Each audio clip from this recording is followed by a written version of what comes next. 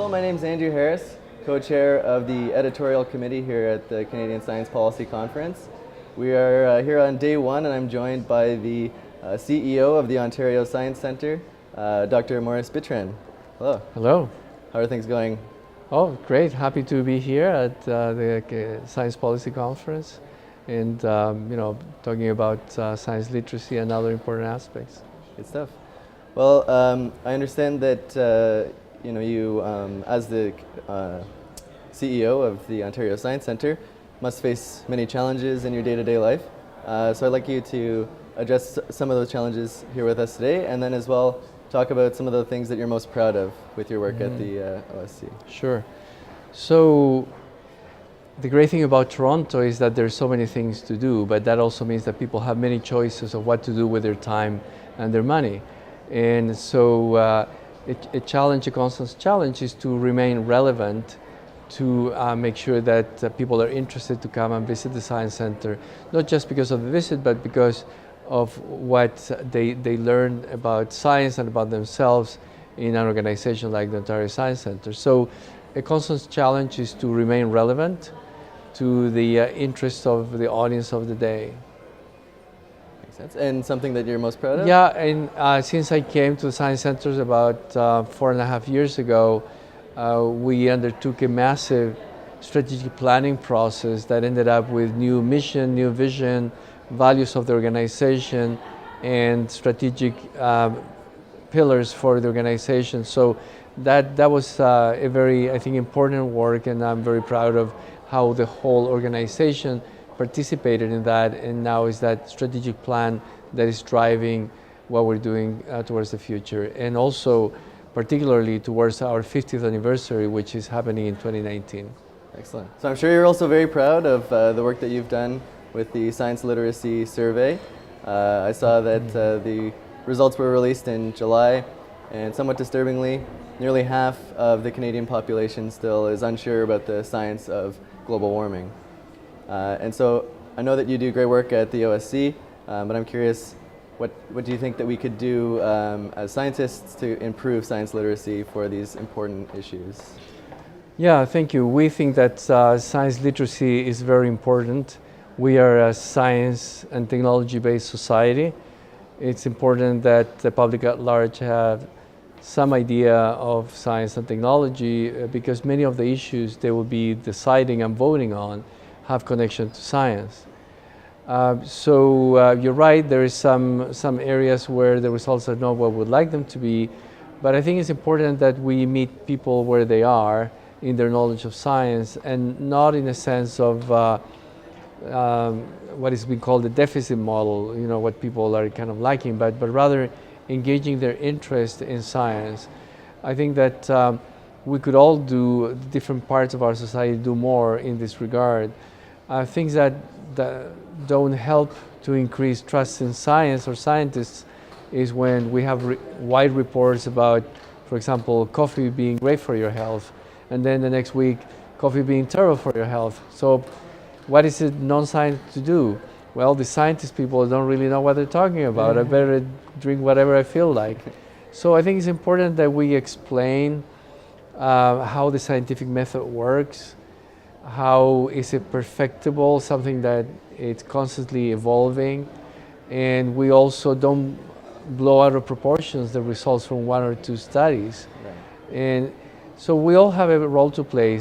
Scientists have a role to play, the media has a role to play, and also organizations like university schools and science centers have a role to play. For us, it was important to understand the landscape of science literacy in Canada, and that's what we've done the surveys. We also learned that 84% of the people want to learn more about science, and 83% of the people think that science will improve their lives.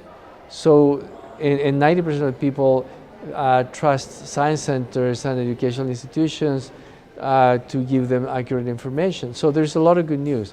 There's also a lot of worrisome news. You mentioned one of them. Also, 54% of people think that society is turning away from science. 27% of millennials think that there is a link between vaccination and autism.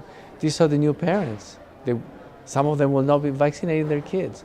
This is a real problem for society. So we need to act. I think there is a role for every actor in the community to help in this sense. So the family, the school, the university, science centers, museums, science networks. So it's everybody's job really, because like I said at the beginning, we are a science and technology based society and economy. So we need a better handle on it for sure.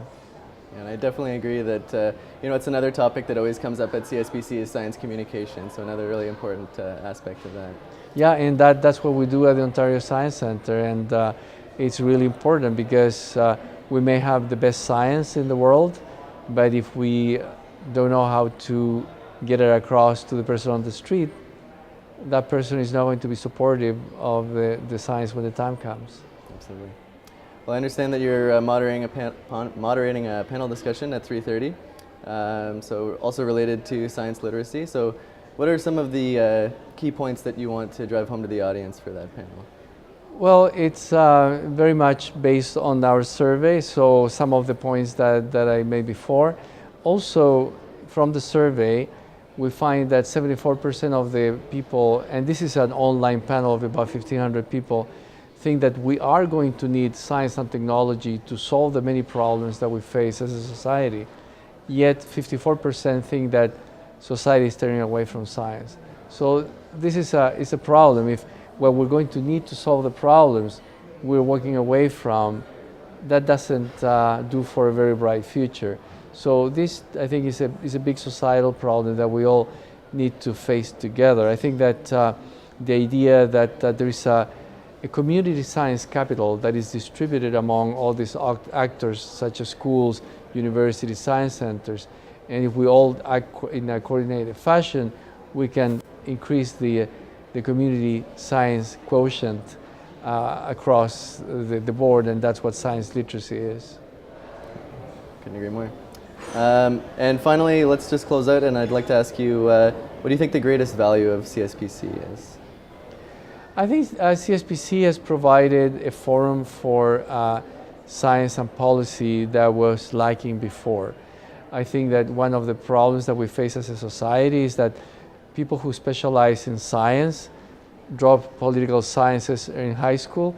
People who specialize in political science drop science in high school. So then you have people who are supposed to be making policies that are based on science that have no science background. Scientists don't understand how the policy development process works. So that's a recipe for problems. So this helps create a bridge between the science community and the policy community.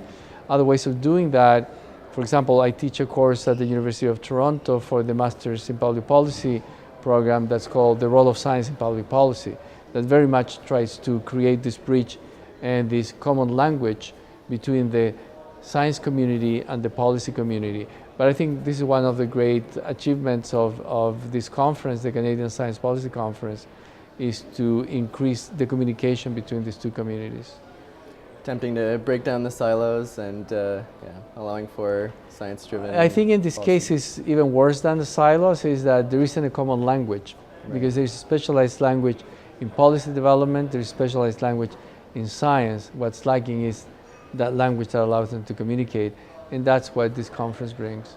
Yeah, and in addition, we're also seeing more of these science policy courses that you mentioned. So that's not enough. Not enough. I agree. Well, thank you very much for joining me for the interview. Thank you for your interest. And enjoy the rest of the conference.